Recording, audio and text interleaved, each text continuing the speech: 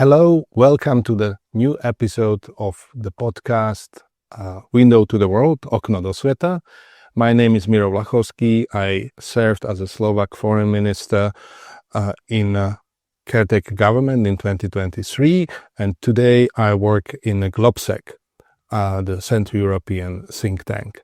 My today's guest is Wilhelm Molterer, former Vice Chancellor and Minister of Finance of Austria, Vice Chairman of European Investment Bank, and also, I must say, the Chairman of the Board of Directors of Globsecu. Welcome to Window of the World. And I invite you because the topics which are so crucial for current development in Europe, in the world, are so much connected to prosperity in the economy. Mm-hmm. So I would like to pick up your brains, how you see the situation in Europe and in the world. But first of all, let's start with a little introduction of yourself. How did you get to politics? How did you become a finance minister of Austria? And who were your role models? How this all happened? Yeah, first of all, thank you for the invitation. If you are in politics, nothing is to be planned. It is just a row of positive coincidences, I have to tell you. I'm born in 55, which is an exciting year for Austria. This was the year when Austria got free again totally after the occupation. And I was born in a family of farmers, mm-hmm. and it was a privilege at that time to have the opportunity to go to university. It was not a given, mm-hmm. and it was a family that was always interested in politics, which means I was then active also in the students' politics already, and I got in touch with a person. He was then also Vice Chancellor in Austria. His name was Josef Riegler, and he was very impressive because he invented something which he called eco-social market economy. Mm-hmm. And this was very exciting for me to use the power of market, but also policy as framing it properly on the social affairs and also the ecological ones, eco-social market economy. That's the one thing. And then starting working with him, then one step after the other happened simply. I was then Secretary General of this Farmers Association, then I was the Sec-Gen of the Austrian People's Party. Erhard Busek was head of the party at that time. Alois Mock was one of the heroes at that time for me. And then Franz Fischler was invited to join the commission as Commissioner for Agriculture. And I was invited to join the government as Minister for Agriculture and the Environment at that time. It was an exciting time because this was exactly the time when Austria joined the European Union. Mm-hmm. We prepared the membership, and I was the one who was running the first years in getting a proper place for Austria in the European Union. And then Wolfgang Schüssel was elected as the chair of the party and the chancellor of Austria in the year 2000. It was an exciting moment for me because this was when we formed another government. I was then the chief whip, with the boss of the party group in the parliament. Tough job. Tough job, but one of the most exciting ones, I have to say. And then I was succeeding Schüssel after the election in 2006 in running the party, and we were forming a government together with the Social Democrats, and I was appointed as Minister for Finance and Vice Chancellor.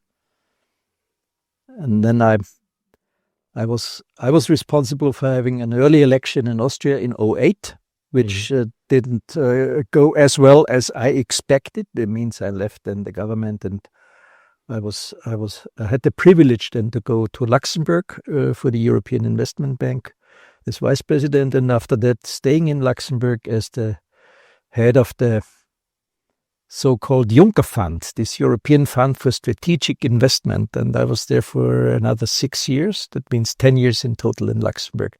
And now I'm having the privilege to be chair of the Globsecu Board of Directors. That's my, I would say, personal and political background.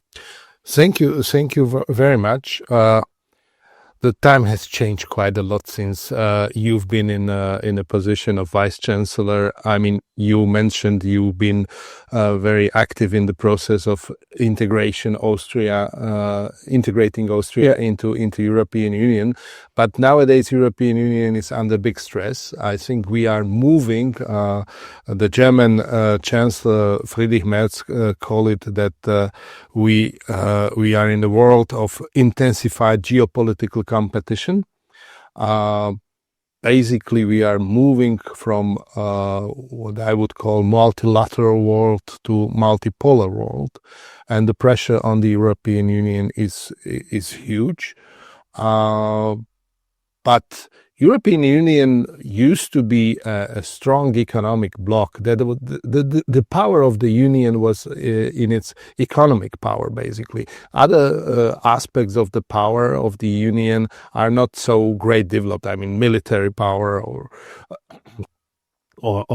others. But in economy we were strong. But in the last 20 years, I think the share of a global GDP of the European Union shrinking. How this happened? Is it a really bad sign, or are we somehow overestimating it as a sign? Where we are now in Europe, and can we compete? Mm-hmm. Well. There is two aspects. The one is years ago, I think it is some 15 to 20 years ago, when Angela Merkel said, we are 5% of the world population. We are producing 25% of global GDP, and we are consuming 50% of the social welfare expenditure in the world, we Europeans. Yeah. And then she said, we will not continue like that. And at that time, everybody thought, what is she talking about? But she had already a vision that was saying others are growing. That means we cannot stay in this very comfortable situation. Yeah. And the second thing is, why have we achieved this rather comfortable situation? And it's brutal, what I'm saying now. Mm-hmm. We were using the cheap energy from the East, specifically from Russia. The American paid our security and defense bill, and the Chinese, they bought our products. That means practically our story of success economically was based on three rather, I would say, unstable pillars. And external factors. External factors. And what happened since a couple of years is a brutal wake-up call, a real brutal wake-up call, because we, my generation, and we in the current situation, we were consuming the peace dividend after World War II, after the fall of the Iron Curtain and the Berlin Wall, and we didn't invest.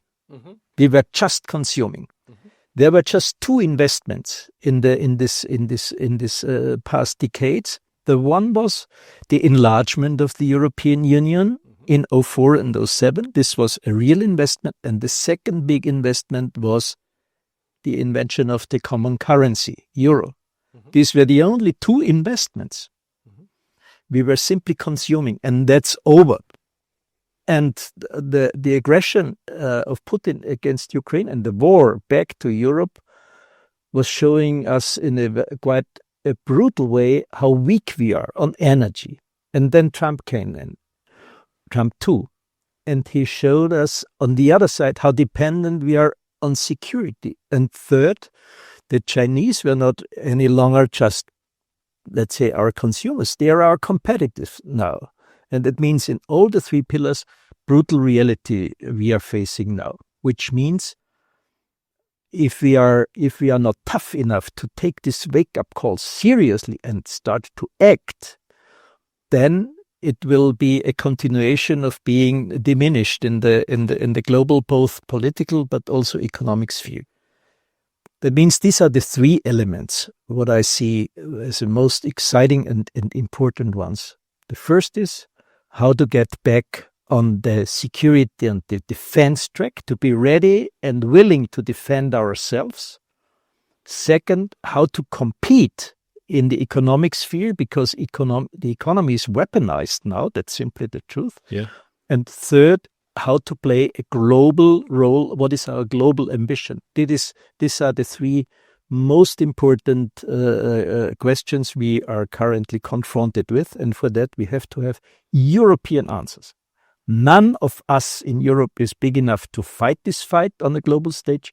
We have to stay united, but we have to realize that we have to do way more than we did to be strong, competitiveness, and safe. Yes, you mentioned these external factors. One of them is cheap energy, affordable energy for a low price. If you want to compete, for example, with the United States, with China, I mean, Europe is in a difficult position. We do not have enough energy sources, or it seems like that. And we had to stop to buy cheap Russian energy resources because basically they weaponize the sources of energy. They use it against us. They blackmail us with that. And it's the security issue now. Mm-hmm. It's not the simple economic issue. It's a security issue. So it was quite natural that Europe moved in that direction, even it was very painful. But how we can deal with the energy problem in Europe, in your view? Energy is a good example where the weaknesses are, but also where the opportunities lie in. First, we were not successfully enough implementing the energy single market. That means the energy market is still split into regional markets or national markets. And the single market is one of the real jewels the European Union has. What does mean single market in energy? It means, first of all, that we have to have a common strategy in infrastructure. Infrastructure is still divided into regions in energy. We have to deal with energy regulation on a single market base. We still have national regulators. We have to have a joint effort in making energy logistics European-wide available, because, logistics is a key issue if it goes for the modern type of energy supply. It is about storage, because logistics and storage will play a critical role in infrastructure if you want to go into the direction of renewable energy in the long run. That's the one thing, single market. And the second thing is energy generation. We shouldn't be naive. Affordability for energy, it's both for the industry but also for the households, a key issue of I would say, affordable living and competitiveness in the international sphere. That means even if we go into direction of CO2 neutral in the long run, we have to be very clear. We have to go for the best economically viable solution and not for the naive approach to be just reliant on wind or on solar. We will have them. Even if I'm Austrian, I have to tell you that also nuclear is one of the sources in the long run. And I think these two elements make the single market working in energy, and secondly, have the economic and affordability as the key criterion, together with the CO2 neutrality. These are the two main factors. And for this very region, I have to tell you that, for instance, between Austria and Slovakia, between Austria and the Czech Republic, Austria and the southern part of Germany, we have to do way more to create such a regional energy environment, because the infrastructure is still not really there to go for in this and the other direction. You mean the energy grid? Absolutely. The grid is still a stumbling block, which is under the current circumstances an extremely important issue, because, and that's the last point, one of the key things in the long run will be electricity. Because if you look on the sheer need of electricity, on the digital development, on KI development, and we will need everything and any source of energy will be necessary to create electricity, which means it is definitely the renewables, but it is definitely in the long run also the nuclear energy. I will be heavily criticized in Austria if Austrians are listening to this podcast. Hopefully somehow, but because I think it's those are important topics, and you have a very realistic approach. I felt a bit of a criticism or critical approach to the Green Deal in this, in a way that, look, wasn't it the way it was composed, wasn't it for, let's say, good weather situation? Well, I'm coming back to what I have said at the very beginning. One of the most influential things was this eco-social market economy way of thinking. Because my take was always, if you are in the long term oriented as a democratic country, you cannot shift this from the economic development. And the social market economy designed in the 50s in Germany was well linked to the democratic perspective. This goes together. And then the environmental issues came in. The CO2 things came in. And the question is, you have to have the best balance between the economy and the market, use the power of market, and set the rules and the regulations on social and ecological affairs right. And what we did over the last, I would say, 20 years or 25 years, we thought in Europe, market is a given, and we can make this ecologic, I would say, to an target, to an ideologic target, which was the biggest mistake. I'm totally in favor of the needs of the environment, but we have to have a sound economic basis for that. I give you one example. There is a very principle, this is technological neutrality. That means the politicians are setting the targets and the business people are making the best possible solution to have it in the cheapest or the most efficient way done. In the car industry in Austria, in Europe, we did it differently. Politics didn't just set the targets, they were also setting the technology. And this is an example, I think, where we have to go back, that we need a strong market, a strong economic and industrial base, then we can achieve the social targets and also the environmental ones, and not the other way around. So we are talking about that if we want to have a strong social system, if we want to have ecological approach, we have to base it on sound economy. Definitely, because who pays the bill? Finally, it's the economy, and if you just set targets without having the strong fundament, you are lost.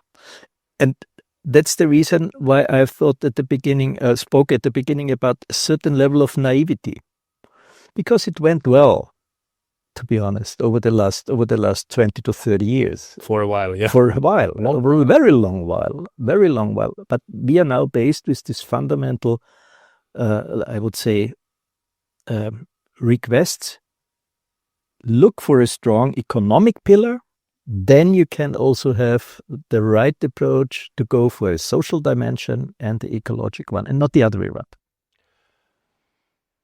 We have talked at the beginning, or you mentioned at the beginning, that the solution can come from Europe, from the fact that we would be united and we will work together. On the other hand, it's rather complicated structure. And as we mentioned it, a lot of the decisions in the past were based on assumptions or I would say ideals, not on reality. My question is how far did we lose the track? How repairable it is to come to common sense and this approach that we should have a sound economy as a basis for a development and for the strengths of Europe. I think we are well equipped in talking about the weaknesses, the European weaknesses, and we know that it's not just institutional ones. I think one of the key issues is in Europe and also in my home country, we are always talking about risk and not about opportunities. Mm-hmm. If it comes to innovation, for instance, we are always looking for having it regulated, but not having it as a success in the market. That is absolutely true. But on the other hand, I think Europe has fundamental strength. They are even more important in the current situation than ever before. First, Europe-wide, we have a wonderful system of education. Don't underestimate how good we are in educating people. But what is reality? After having young people well educated, they are leaving Europe and going to countries where they do have other options to make their knowledge into an economic success. The second strength, that means use education and invest even more into that. The second strength is the single market. And it was invented at the very beginning to have the 4 freedoms. And now the Draghi and the letter reports, they are talking about 5th or 6th freedom. That means have a single market, not for energy and capital and services. Just go also for the energy, go for innovation, go for defense. Single market is one of the key strengths, because we are still some 500 million people. We are a big economy. The third is we should use a strategy that we have developed with the euro. The common current currency, euro, is globally extremely strong, but we haven't finalized the project.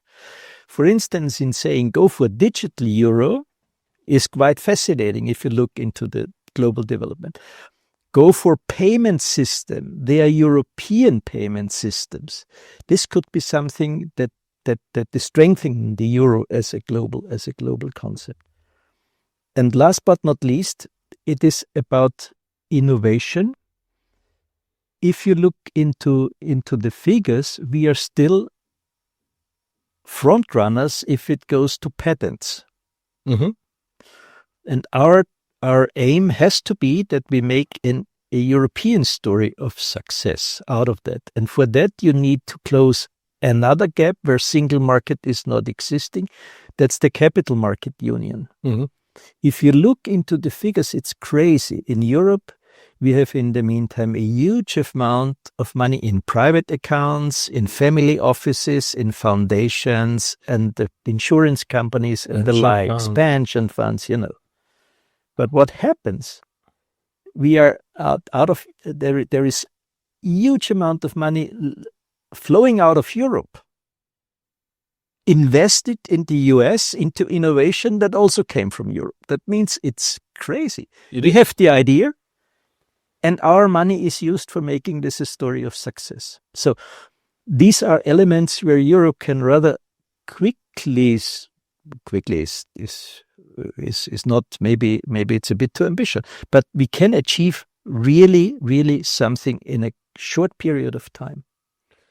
And I think these elements we have to use now, because if we don't use it, nobody is waiting for us. To be quite blunt and brutal, nobody is waiting for us. Neither the Russians, nor the US, nor the Chinese. We have to stand on our own feet. If I understand you correctly, that means that we have money in Europe which does not function properly because we don't use them properly for our European goals. We have funds which invest in other countries in order to make profit, which they cannot make in Europe. Indeed, this is exactly the situation as it is. It's not totally clear how many trillions of euros we do have in the accounts in these funds, what we have been talking about. But what is clear that the money is flowing out of Europe. So there is 2 elements necessary. The one is, if you want to attract private money, you have to give them a perspective of making economic gains out of it. Full stop. Profit. Profit is a word we should use way more often. because profit is the basis also for having the social dimension. But we are extremely shy. We are shy on that. We are shy on that. Profit. But if you are an investor, a family office, or even a personal one, a private one, you have to look for profit, because otherwise you will not invest. That's the one thing. And the second, I think it's the US have shown us in the Biden administration how it is, how private and public can work together.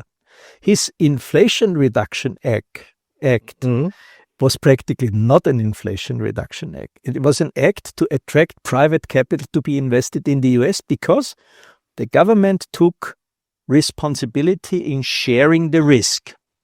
And I think this is an exciting model where the Europeans are best prepared for, to have an option for the private investors by projects, by less regulation, make it more attractive. Deregulation is one of the key words.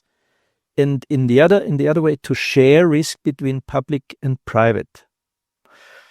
If we want to achieve, for instance, in the digital agenda, what we need to achieve, this will not happen without taking risk on the public shoulders. By the way, this was always done in the US, that's done in China. It's the same way where they are doing it. We have to do the same. Money is there. That's not the constraint. Private money. Public money is a scarce source, but private money is there. And if we have projects, if we have proper regulation, and if we have the shared responsibility between public and private, this is a perspective we have to go. And what do you see as a main obstacle? Why we do not implement this strategy yet?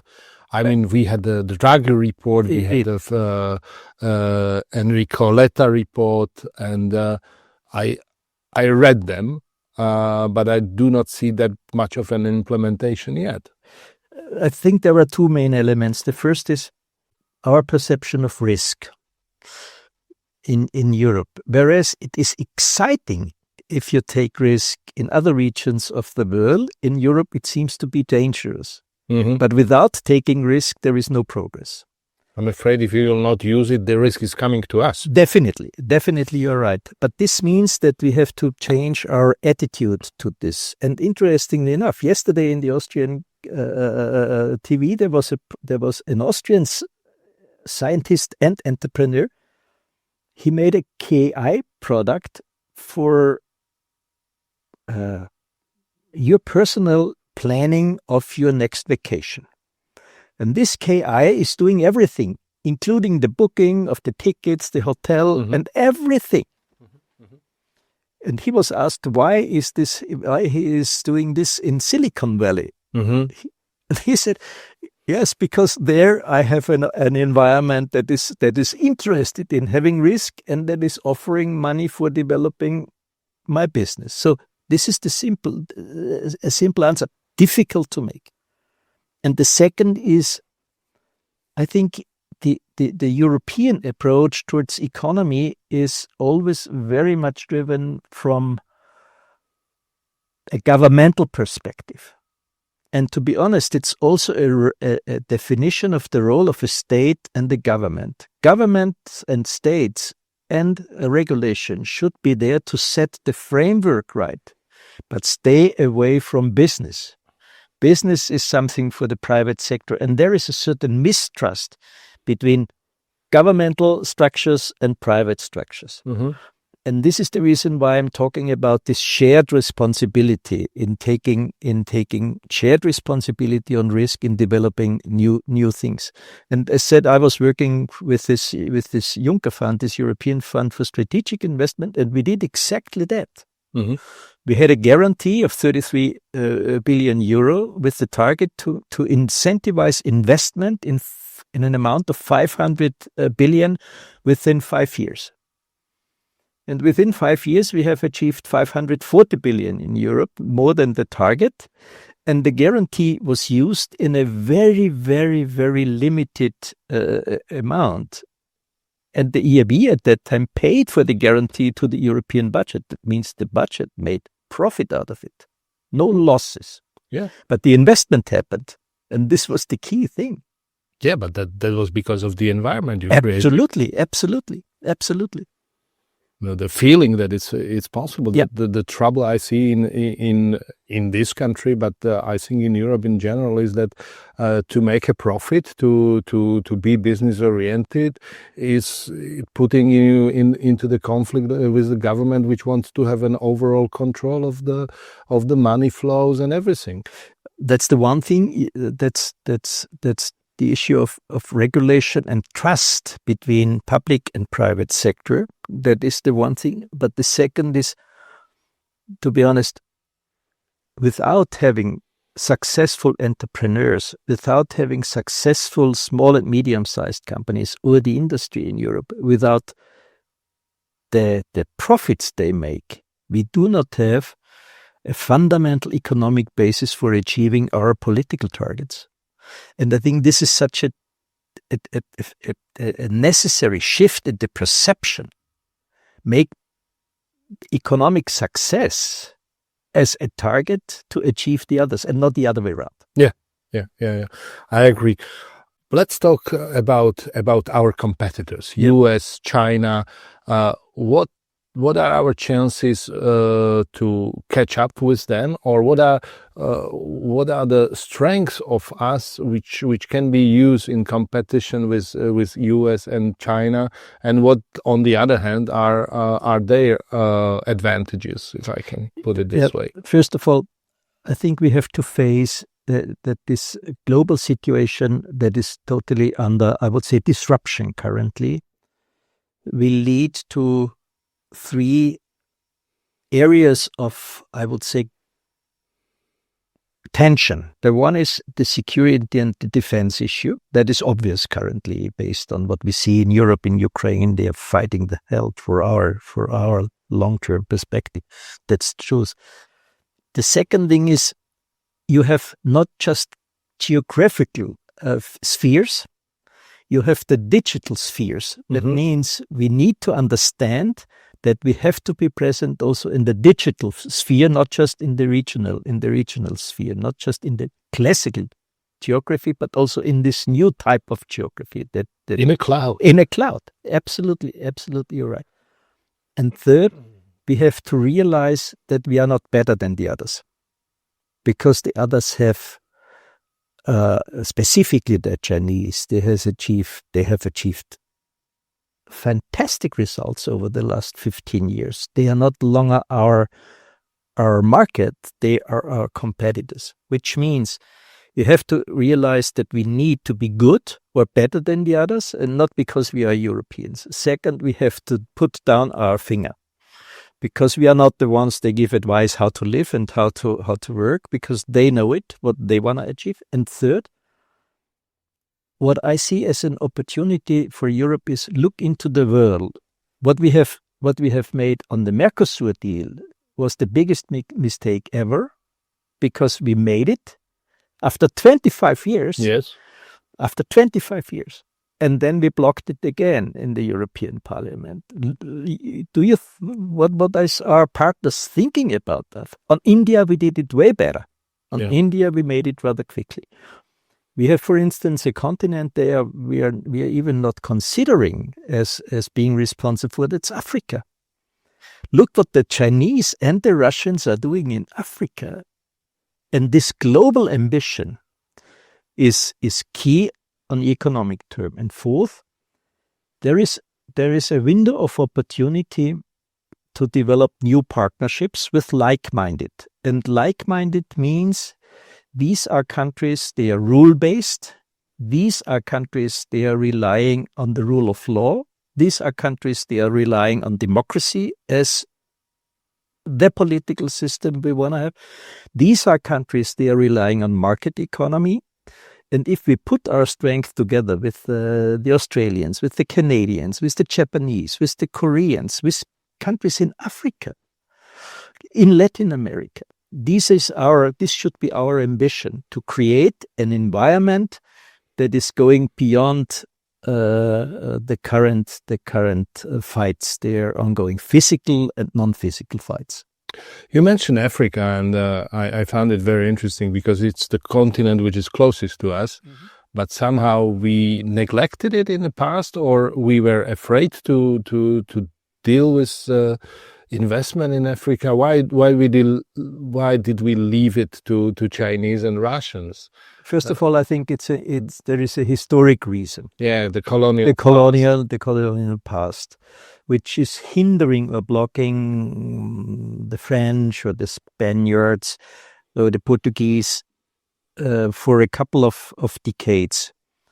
But what's happening now, and I'm a bit, I try to follow a bit what happens in Africa. First of all, what is Africa? Africa is a continent based on a huge variety of countries, cultures, religions, and traditions and economies. That means it's not Africa, it's the colorful picture. First. Second, the Africans are the growing continent. If you look into the perspective until 2100, on the population and the distribution of population, you will see that 50% of the world population will live in Africa and in Asia, or even more than. Mm-hmm.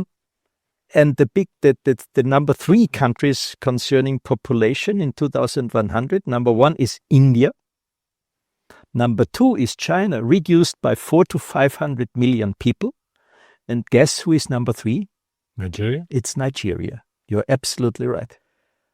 Who is realizing that we will deal with the country Nigeria currently with 250 or 20 or 30 million? They don't know exactly, but in a couple of decades with 500 million people.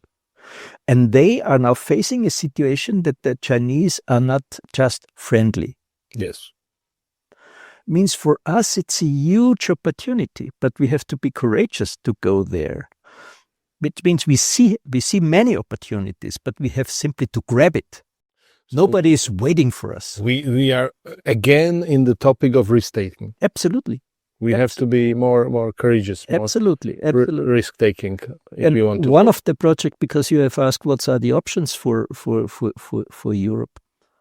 There is 2 examples, I think, what we can use way better. The one is the example of the common currency, where we have started a project and we have said, but nobody is obliged to do it immediately. Now we have, for countries, they need some preparation and work on it.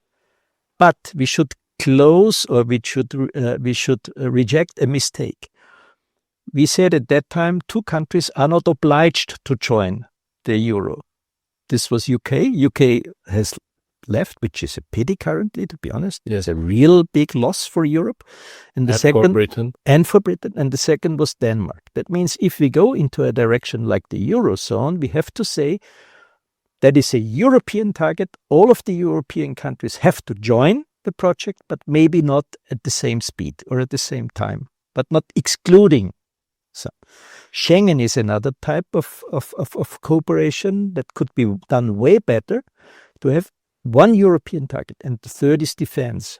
Defense and the defense industry is, for me, the critical element for both to be self-confident in defending our values and our territory, but second, to be competitiveness, because competitiveness and defense and innovation goes hand in hand.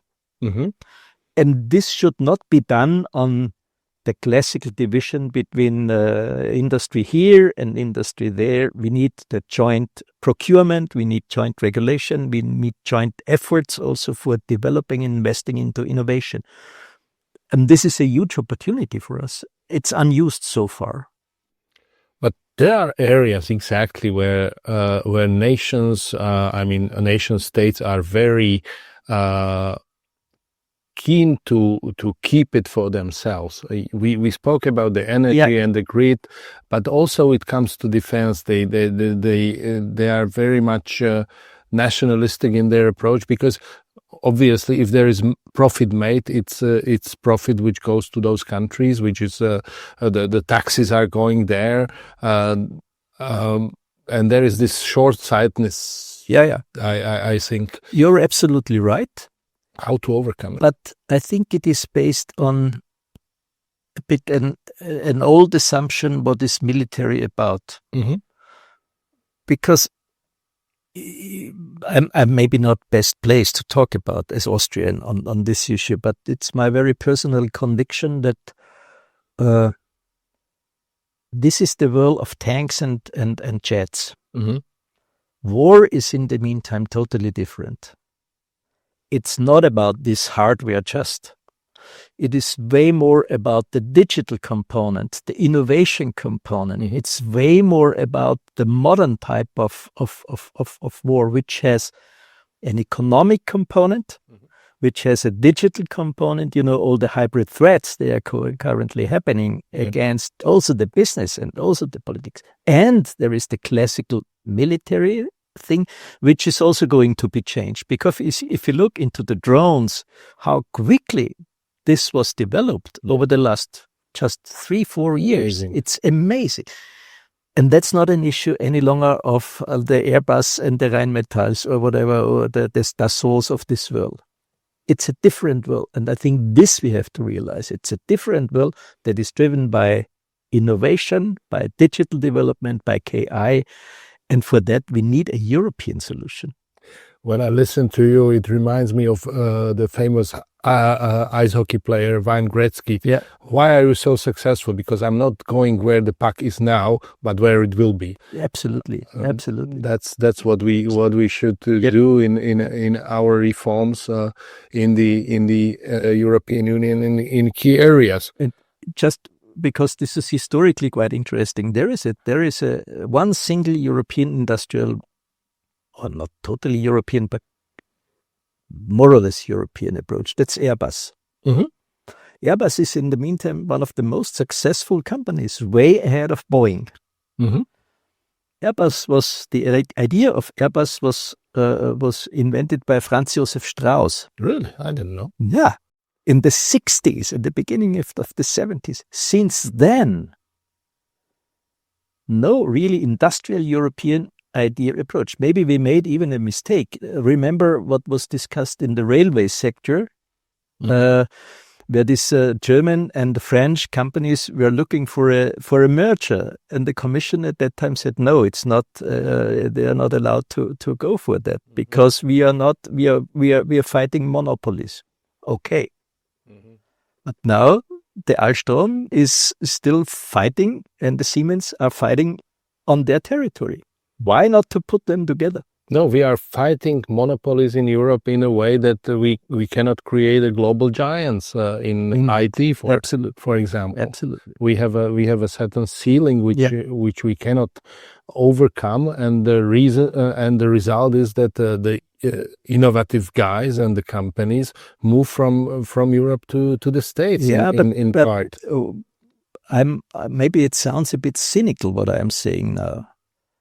The situation we are now in is a really tricky one, and it is turning upside down on all issues. Yeah. But on the other hand, see what happens in the US now. People are looking for other options. The scientists and entrepreneurs are looking for options outside of US. They are looking what's happening in Europe. They are looking what's happening and ongoing in Canada. Mm-hmm. So why not to use this opportunity simply to be quite active, and it has started to be active, to bring people back to Europe, give them opportunities and options. No, we are definitely living in a new era where the pragmatism, even a cynicism, is right in place, because when opportunity as such is present in front of you, you have to grab it. Absolutely. Or I've read a figure, I don't know whether it's totally correct, between 1 million and 1.5 million young Russians have left the country after 2022. Mm-hmm. Where are they? And most of them are young, well-trained and educated, specifically also in the area of techniques and not digital. We have to be way more open also to have the right people, to bring the right people to Europe. Because, the green card is not an idea that came out in Europe, but it came out in Australia, in the US. Why not to do the same here in Europe, to invite people? Because we have one advantage, we are not really talking about as we should do. We are still a stable society in Europe, more or less. We have a wonderful environment. We have the best welfare system, social system. We have a wonderful educational system. That means we are still attractive. But we have to attract people not just by this efforts in the past. We have to attract them also to have opportunities, business-wise, research-wise, capital market-wise, to attract them to come to us. I love this mention of attractivity because sometimes I have a feeling that we are bashing ourselves in Europe, that we not only we are under pressure from other parts of the world which are competitors to us and who try to present Europe as a declining power. Well, let's read the recent national security strategy of the United States and what is written there in Europe. I do not agree with it, but it clearly says that Europe is in decline. And even people in Europe themselves are not only critical but hypercritical what is going on in Europe. So this is certain doom and gloom going on, and if you want to be attractive, if you want to be successful, you have to create an atmosphere that you are successful, that you are confident enough. How to overcome this doom and gloom in Europe? I think there is two strategies. They have to go hand in hand. The first, be self-confident and tell also people globally who we are and what we achieved and what we are standing for. And I think we should not be shy to say democracy is something we are ready to fight for. Rule of law is something we are ready to fight for. The environment is something we have to fight for. Social security and welfare we fight for. But on the other hand, we have to be also, I would say, serious and approach and tackle our weaknesses. Mm-hmm. And we have them. And to be honest, this bashing against the US, which is ongoing now in Europe, I would say it's not the right approach, because in the long term we need a relation to the US, definitely, because there is a time post-Trump, definitely. But on the other hand, they are not just telling bullshit. They are also telling the truth, sometimes in a brutal way, in a less diplomatic way than we are used to. They put us a mirror. Sure. And I think if you want to be treated serious globally, then talk about your strength and tackle your weaknesses. Okay, let's just zoom to Central Europe and to your country and my country, Austria and Slovakia specifically. What can be our contribution to Europe, which is strong and confident? Because often, I don't know about Austria that much, but I can say something about Slovakia and V4. For a while, we were seen as relatively powerful bloc in the European Union, which can bring something on the table, but that at certain point we start to be seen as a stopping power, as a break, as something which stop the rest of the Europe from doing something. I hope we can change this approach, but what we can bring on the table, what could be our contribution, and specifically how Austria and Slovakia can brought something positive into Europe. What is our value for the rest of the EU, and how we should present it? I think it's Central Europe, and I don't call it CEE any longer. I call it CE, Central Europe. Yes. Central Europe is central for Europe. And this means we have to make the friends in Berlin, in Paris, in Brussels aware how important this region is for the future of Europe, a strong European Union. And on the other hand, we have to look into ourselves. How can we contribute to that? Because we do also have a responsibility for this European Union. That means it's twofold. We have to attract the others on us, and we have to contribute to the European future on the other hand. And there are some elements. Security and defense is one of the critical elements. If you look into perspective on this region is of utmost importance because it's the region that is the border to the east. That is the region that is active towards Central Asia because it's covering the Black Sea. This is the region, they are close to the Western Balkan, and the Western Balkan and the enlargement will be one of the hot topics in the time in the years to come, or hopefully very short period of time. And for these elements, this region is extremely critical. Look what the Baltics have achieved. Nobody is questioning that Baltics are a member of the European Union and are contributing to that because they have brought also something in. Yeah. Second, there are few elements that are key. The one we have started is energy. If you look in the long run, the energy sources out of this region will be critical also for developing this affordable energy and the energy structure for Europe. Look into raw materials, for instance. If you go for the strategic autonomy concept, which I'm a bit doubting, I would call it open strategic economy. The raw materials and the access to raw materials is critical as energy. This region is having a lot of opportunities for the European perspective. Third, if I'm right, for the next 10 to 20 years, business and the economy will make the difference, defense and economy. For that, you need well-trained engineers. Yes. Well-trained engineers. This region is well known for that. Hopefully is still, but it was. But you have still many of these well-trained engineers. It's not to have just the social engineers, but you need the real technicians, the real ones. Yeah, these are elements where I think this region can contribute to this European vision. But, and it's not totally polite what I'm saying, you cannot do this with a strategy of isolation. Because if you want to put yourself into isolation, then you are isolated sooner than later.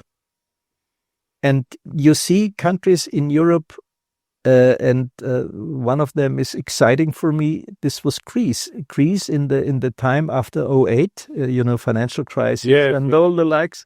Bailout. Greece was treated as the worst possible case, outcast. It was we were talking about Brexit at that time. So, and I remember the debates in the Slovak parliament. Very denigrating. But Greece is back now. Greece is treated as one of the role models. But what have they done? They have made their homework. They have made really their reforms, the structural ones. But from the very beginning, saying we are part of this European strategy. We need the euro. We need this European strategy to be stronger. They succeeded. They're extremely successful. And I think this is a good example where you see they could have chosen also another way, which would finally would have led to something terrible. They decided for the European approach. And I think this is key also for this very region. Isolation is not an issue. The future lies in a stronger European Union than we have it now, which means invest into the structural reforms, participate into this, make choices they're even not the most easiest ones and the right ones. And I think coming back to Austria, I have a lot of discussions with my friends in Austria concerning this European perspective on the one hand. Sooner than later, Austria will discuss NATO membership. I'm pretty sure, because out of the 27, we have 23 NATO members in the meantime. Ireland is on his way. Are you there yet? Well, we have done one step that is interesting. We have made. Well, there was a risk report published just recently by the Austrian army, and this is in a way clear and brutal And the general that presented him made something, I thought he will be killed. But nothing happened because people are realizing what's going on. He said, it is not an issue whether we'll be tracked by drones in Austria. It's just a question of time. When? It's not whether or if. It's just a question of when. Wow. If you would have heard this 2 or 3 years ago, there will be a huge uproar against. Now, we are realizing it. We are discussing, for instance, an industrial strategy, which is quite a revolutionary approach, also leaving the comfort zone for the business people, but also for the government.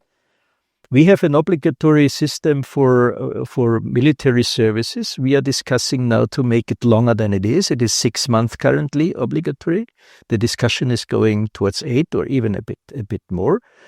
Also with public support, currently the polls are saying more than 2/3 of the people are supporting this approach because they know how important this is. That means I think we are exactly at the same stage as the European Union. We are realizing what we have to do, and we are starting. And that's the I would say the strategy of the current government. Be part of the European Union without any doubt. Stay on the side of Ukraine with any doubt, and do the necessary homework. Always based on a European perspective. That sounds great, but now I have to come to the political issues, not only in your country but in other countries, and that's the populism, and the populism which goes in the direction against the European integration or against the European Union in many aspects, saying that we should be much more focused on national sovereignty and deal with issues alone, basically. How does that play in Austria these days? How?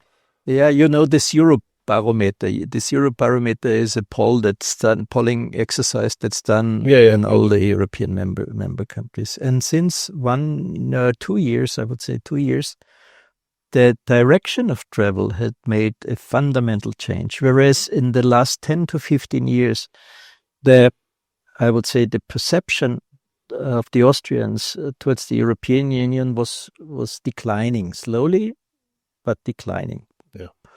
Always saying, but we want to keep our membership. Mm-hmm. With a vast majority of 85 or something percent. But now, since 2 years, the perception of the European Union, the positive one, is increasing again. We are back on the track. And this shows 2 things to me. First of all, people are realizing if it is crucial, then Europe is necessary. Yeah.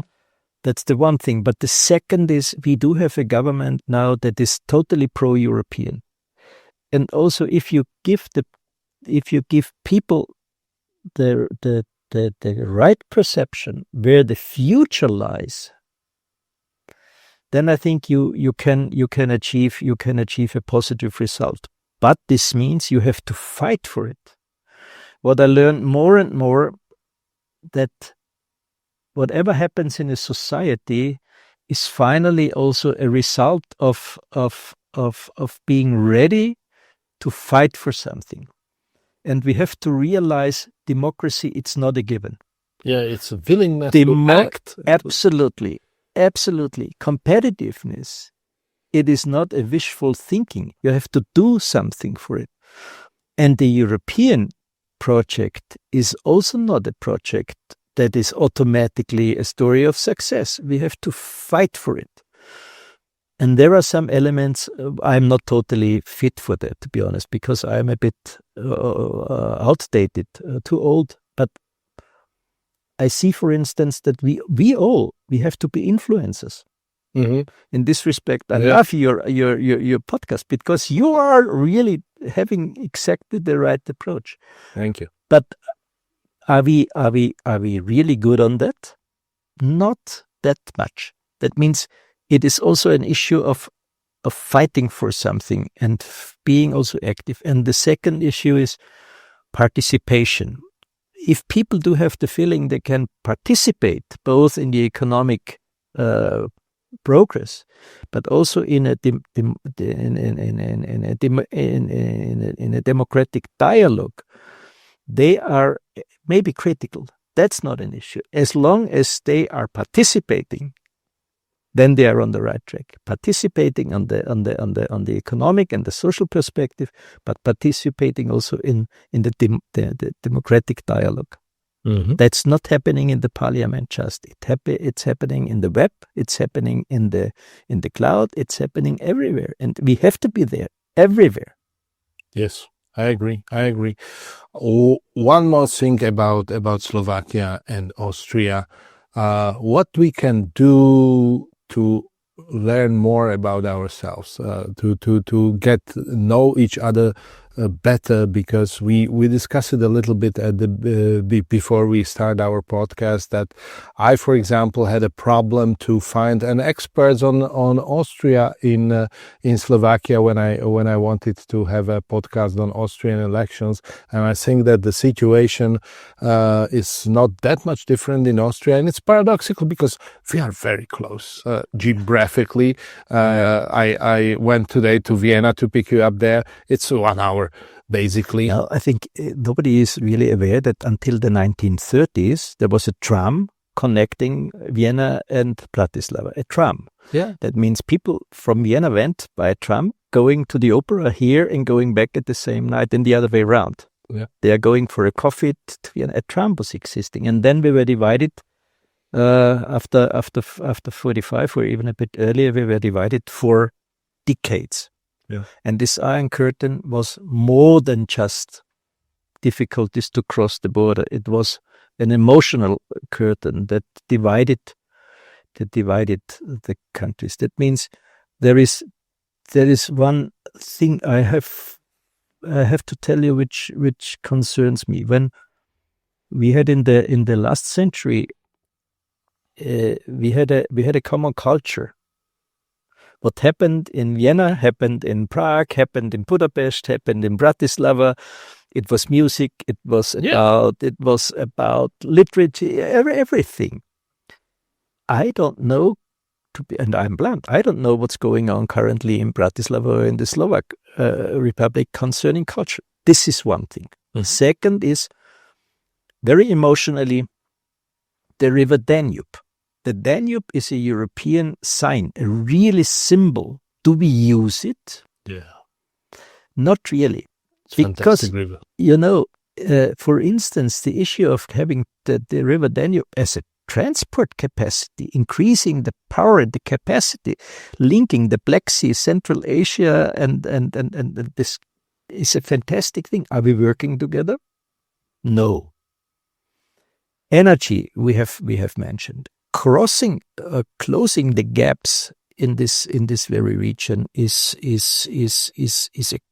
an extremely exciting example how to intensify the regional cooperation. Or capital market. Why do we have still a stock in Vienna and this is not opening to the region? Mm-hmm. These are elements, I think, that means culture and business.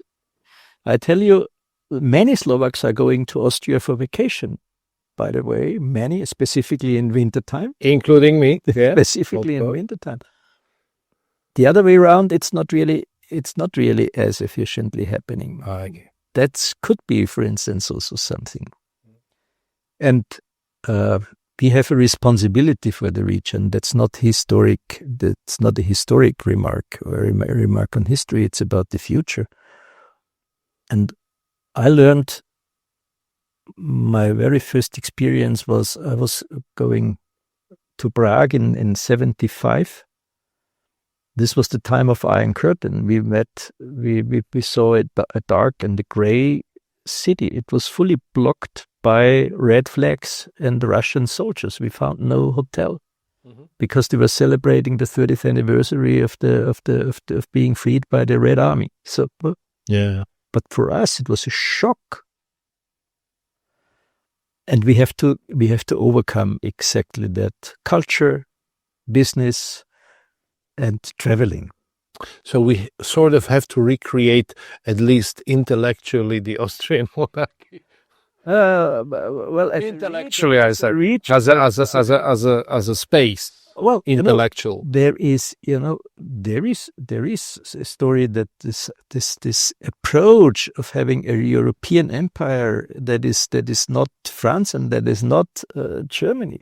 This was something that was part of the Pudenhofer-Kalergis story on the European perspective. We shouldn't even think to replicate it. No. We should think about what is in for all of us. The same goes for Western Balkan. And countries like Slovakia, you and others, you have a real responsibility for the region on the one hand, but for the European perspective on the other hand, because Europe gave you the perspective after the fall of the Iron Curtain. Europe gave you the perspective after the Warsaw Pact. Europe gave the perspective after the fall of the Soviet Union. Yeah. And that we have to give also the others. I agree. I totally agree.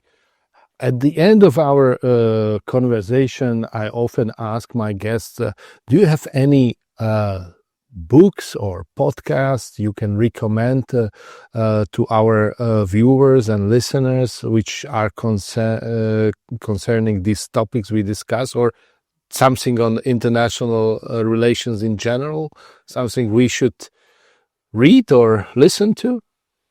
Yeah, there are a few coming to my mind. One of the most exciting ones is Timothy Snyder, 20 Lessons from the 20th Century. That is a book that's really worth to read because it's just about fighting for values. Yeah. And this Timothy Snyder is a fascinating guy, and the book is really good. And Mark Carney, in this famous speech in Davos, he said, the strength of value, but also the value of strength. And that is also something that Timothy Snyder is referring. The other is Herfried Münkler. He's a professor in history, and he is making he wrote a fantastic book, World in Transition. And he shows what's currently going on globally, both politically on the security issue, but also on the economic side. It's in German, or no, it's translated into English. The German title I have to read exactly. It is Hermann Münkler. Herfried Münkler. Welt im Aufruhr. It's Power in Transition. That's the English title. It's translated. And the third is a very small thing. It's Natalie Tocci. That's an Italian lady. I think it is not existing in English currently. She is talking about Europe in a changing world, and how fundamentally we have to rethink our approaches. For instance, she is this concept of linear development. She said that's naive. That's totally a misperception because this was just happening over the last 60 years or so, but it never in history. Linearity is not the concept. To say globalization is per se to the better of everybody is a mistake if you don't base globalization of multilateral trust. Yes. Or mutual benefit. Yeah. These are, I love this book because it showcases exactly how we have to change our mindset, our thinking. And that was in German, or that is in German. It's just a very small one. I don't know whether it's translated Italian. Maybe. But Natalie Tocci and this Timothy Snyder, because it's make me feeling how responsible I personally am for the future, which is the case for everybody also watching us. Yes. Thank you very much for fascinating debate. I hope we can meet again in the studio, and good luck. We continue fighting. Yes, absolutely.